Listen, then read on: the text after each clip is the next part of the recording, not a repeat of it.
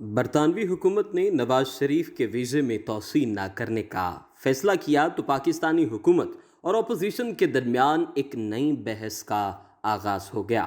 اس میں کوئی دوسری رائے نہیں کہ سابق وزیر اعظم نواز شریف کا ملک سے باہر جانا ایک سوچی سمجھی سازش کے تحت ہوا۔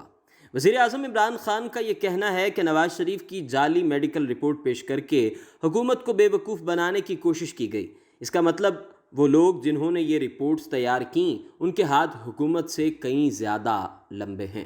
یہ بات تو واضح ہے کہ نواز شریف کے پاس اب کوئی آپشن باقی نہیں ہے۔ وہ برطانوی ہوم ڈپارٹمنٹ کے ویزا توسیع کے فیصلے کے خلاف یا تو ٹریبیونل جا سکتے ہیں یا کورٹ کا دروازہ کھٹکھٹا سکتے ہیں۔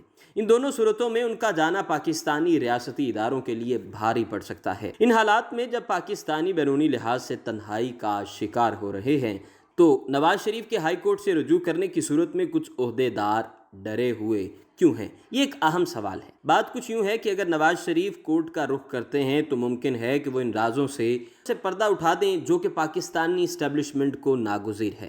اس صورت میں نواز شریف کو دیوار سے لگانے کی پوری تیاریاں کی جانے کی خبریں بھی گردش کر رہی ہیں۔ مطلب کہ پاکستان میں نواز شریف کے پاسپورٹ کو ایکسٹینڈ نہ کرنے کی وجہ ان کے ویزا توسیع کے خلاف ہونے کا اہم قدم ہے۔ نواز شریف عدالت سے رجوع کرنے کی صورت میں ان رازوں سے بھی پردہ اٹھا سکتے ہیں جو پاناما لیکس کی صورت میں پاکستانی عدالتوں نے چھپائے۔ یہ وہ راز ہیں جو پاکستان کا برا امیج سامنے لانے میں سبب بن سکتے ہیں۔ اب حکومت سابق وزیر اعظم کو ملک واپس بھی لانا چاہتی ہے اور دوسری صورت میں کچھ عہدیدار ایسے بھی ہیں جو نواز شریف کے برطانوی کورٹ سے رجوع کرنے کی صورت میں خوف زدہ بھی ہیں۔